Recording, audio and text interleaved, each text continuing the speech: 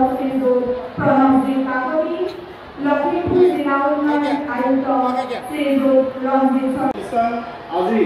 অসমৰ পৰা আৰম্ভ হৈছে স্কিল ইউনিভাৰ্চিটি আজি ভাৰতৰ প্ৰথমখন অসমৰ নগৰীৰ পৰা আৰম্ভ হৈছে। এইটো আমাৰ বাবে আশাৰ বতৰা। আমি পূৰ্বতে দেখিছিলোঁ যে ভাৰতখন পশ্চিমবংগ শেষ হৈ যায়, এতিয়া অসম আৰু উত্তৰ পূৰ্বৰ কেৱল অসমৰ বাবে 6খন বিশ্ববিদ্যালয় পালিলে। ভাৰতীয় জনতা পাৰ্টি এই 8 বছৰীয়া কাৰ্যকালত আজি 30খন বিশ্ববিদ্যালয় হৈছে, 30খন উচ্চ শিক্ষা প্ৰতিষ্ঠান হৈছে, জিলাই জিলাই মেডিকেল কলেজ হৈছে, অভিযান্ত্ৰিক বিদ্যালয় হৈছে, আজি পলিটেকনিকবিলাকত আধুনিকৰণৰ বাবে টাটা উল্লেখ কৰা হৈছে। এই পৰিৱৰ্তনবিলাকে আজি ছাত্ৰ ছাত্ৰীৰ মাজলৈ আশাৰ বতৰা কঢ়িয়াই আনিছে। নিয়োগৰ ক্ষেত্ৰত যদি চাওঁ, আজি ছাত্ৰ ছাত্ৰীসকলে তেওঁলোকে নিৰ্দিষ্ট পাঠ্যক্ৰম শেষ কৰাৰ পাছত যি সুবিধা পাইছে, অৱশ্যে অহা বছৰৰ পৰা 80% পাই উত্তীৰ্ণ হ'লেহে এই বঁটাৰ সুবিধা পাব। সমগ্ৰ অসমত এই বঁটাৰ যোগেদি 48,673 গৰাকী ছাত্ৰ ছাত্ৰী উপকৃত হৈছে। আৰু বাইক চাইকেল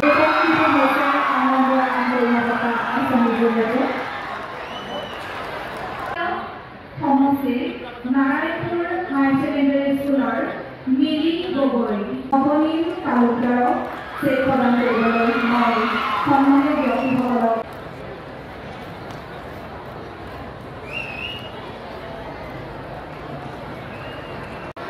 এবাৰ বিপুৰীয়া বিধানসভা সমষ্টিৰ শ্ৰেষ্ঠ শিক্ষাৰ্থীসকলক প্ৰদান কৰিবলৈ লৈছোঁ।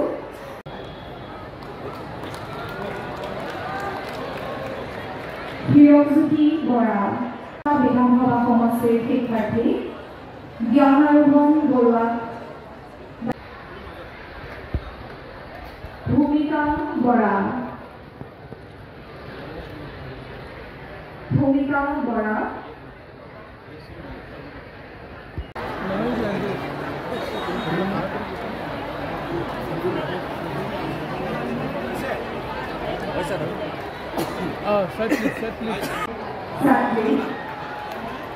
মাজনী দাস,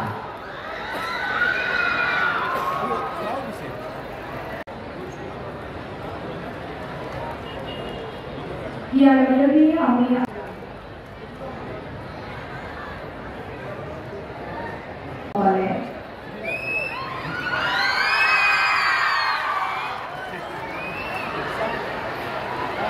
মানৱচাৰ ছাত্ৰী প্ৰীতি বৰা,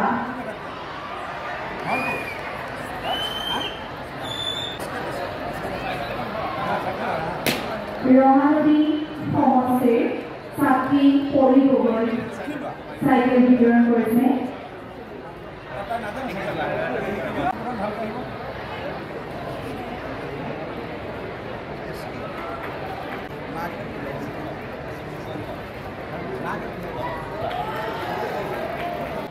আনন্দৰাম বৰুৱা বঁটা লগতে স্কুটি আৰু একোখনকৈ বিনামূলীয়া চাইকেল প্ৰদানৰ অনুষ্ঠানটি সমাপ্ত।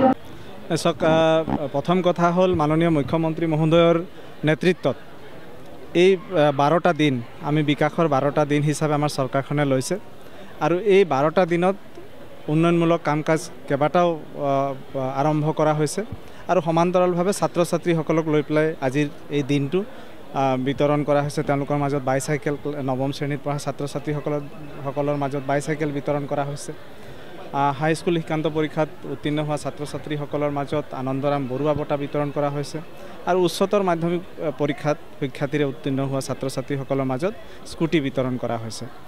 আচলতে আমি যেতিয়া আমাৰ ভৱিষ্যত প্ৰজন্মৰ মাজত গৈ পেলাই বা বিশেষকৈ ছাত্ৰ ছাত্ৰীসকলৰ মাজত গৈ পেলাই যেতিয়া কিবা এটা কৰাৰ সুযোগ পাওঁ, মই ভাবোঁ প্ৰতিগৰাকী ব্যক্তি, কেৱল মন্ত্ৰী MLA বিধায়কৰ কথাই মই কোৱা নাই, প্ৰতিগৰাকীয়ে ব্যক্তিয়ে মই ভাবোঁ মনত খুব শান্তি লাভ কৰে আৰু আজিৰ এই পবিত্ৰ অনুষ্ঠানত উপস্থিত থাকি মই তেনেধৰণৰ শান্তিয়ে লাভ কৰিছোঁ। মই ছাত্ৰ ছাত্ৰীসকলৰ ভৱিষ্যত জীৱনক লৈ শুভেচ্ছা জনাইছোঁ। তেওঁলোকৰ শিক্ষা জীৱন খুব সুন্দৰ হওক, ভৱিষ্যত জীৱন খুব সুন্দৰ হওক আৰু চৰকাৰৰ যিবিলাক আঁচনি মাননীয় মুখ্যমন্ত্ৰী মহোদয়ৰ যোগেদি শিক্ষা খণ্ডত লোৱা হৈছে, সেই আঁচনিবিলাকে ছাত্ৰ ছাত্ৰীসকলক উপকৃত কৰক, তেওঁলোকে শিক্ষাৰ সম্পূৰ্ণ সুযোগ সম্পূৰ্ণ সুবিধা যাতে লাভ কৰক, তাকে মই কামনা কৰিছোঁ।